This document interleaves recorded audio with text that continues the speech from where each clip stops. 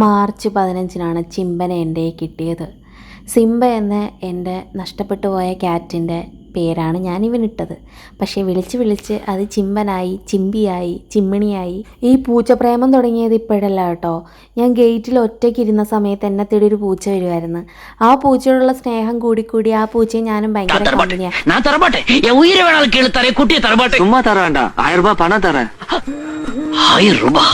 കണ്ടില്ലേ, അവൻ്റെ അധികം വീഡിയോസ് ഒന്നും ഇല്ല. കാര്യം എന്ന് വെച്ചാൽ ഡ്യൂട്ടി സമയത്ത് നമുക്കങ്ങനെ വീഡിയോ എടുക്കാൻ പറ്റില്ലല്ലോ. അപ്പോൾ അങ്ങനെ തുടങ്ങിയതാണ് പൂച്ചയോടുള്ള എൻ്റെ പ്രേമം. ഇപ്പം നമ്മുടെ കയ്യിൽ നിലവിലുള്ളത് എൻ്റെ ഈ ചിമ്പിപ്പൂച്ചയാണ്. ചിമ്പിപ്പൂച്ച എൻ്റെ കൈ കിട്ടിയപ്പോൾ തൊട്ട് ഇന്ന് വരെയുള്ള വീഡിയോ ആണ് ഞാൻ ഇതിനകത്ത് അപ്ലോഡ് ചെയ്തേക്കുന്നത്. അവൻ്റെ വളർച്ചയും അവൻ്റെ കളികളും കാര്യങ്ങളും ഭയങ്കര എന്ന് വെച്ചാൽ ഒരു പൂച്ച ഇത്രത്തോളമൊക്കെ ഒരു മനുഷ്യനായിട്ട് അടുക്കുമെന്ന് വിശ്വസിക്കാൻ പറ്റാത്തത്രയും നമ്മളുമായിട്ട് ഡീപ്പായിട്ട് അടുത്ത് നമ്മളുമായിട്ട് എന്താ പറയുക, നമുക്കൊരാൾ നമ്മുടെ കൂടെ ഉള്ളൊരു ഫീലാണ് കേട്ടോ.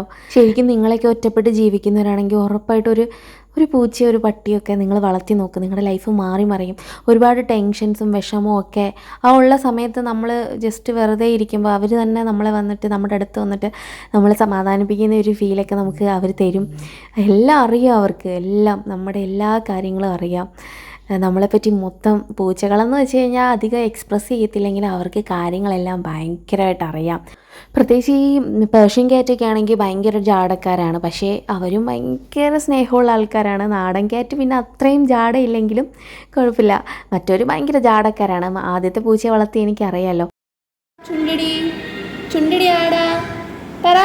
നമ്മുടെ ആദ്യത്തെ സിംബയില്ലേ, പേർഷ്യൻ ക്യാറ്റ്, അവൾ പോയി കുറേ കാലം ഞാൻ കരഞ്ഞ് നടന്ന് ആ സമയത്താണ് ഞാൻ കുറേ നാൾ ഷൂട്ടൊന്നും ചെയ്യാതെ വീഡിയോ ഒന്നും എടുക്കാതെ ഇങ്ങനെ ഇരിക്കുന്ന സമയത്താണ് ഞാൻ ഇവളെ പോയിട്ട് എനിക്ക് ഇവളെ കിട്ടിയതാണ് കേട്ടോ. അതായത് ഇവളുടെ അമ്മ 4 മക്കളെ പ്രസവിച്ച് ഇങ്ങനെ കിടക്കുമായിരുന്നു ഒട്ടും സേഫ് അല്ലാത്ത സ്ഥലത്ത്.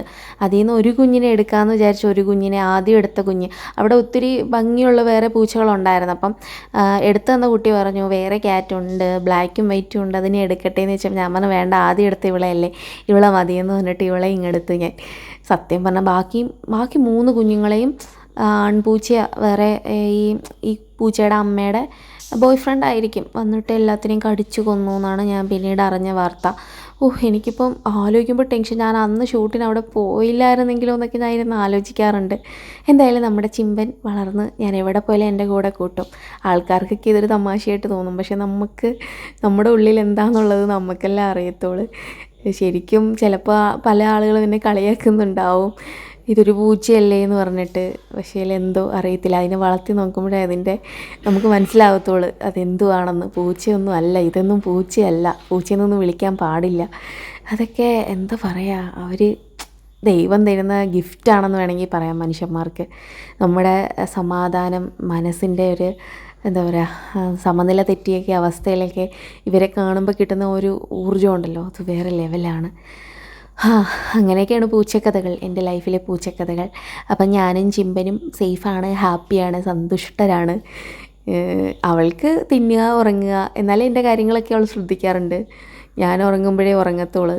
ഞാൻ എന്തെങ്കിലും കുക്ക് ചെയ്യാൻ അല്ലെങ്കിൽ പാത്രമൊക്കെ കഴുകുകയാണെങ്കിൽ എന്നെ വന്ന് ഹെൽപ്പ് വരെ ചെയ്യാറുണ്ട്.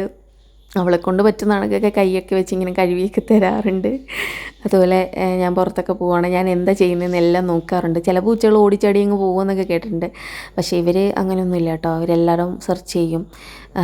പിന്നെ അങ്ങനെയൊക്കെയാണ്. പിന്നെ പച്ചമീനൊന്നും തിന്നത്തില്ല.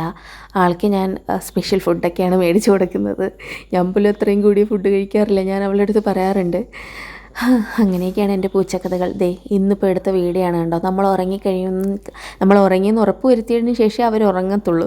അങ്ങനെയാണ് അവരുടെ സ്വഭാവം. നമ്മൾ എണീറ്റ് പോയി കഴിഞ്ഞാൽ പിന്നെ അവർക്ക് സ്വസ്ഥതയില്ല.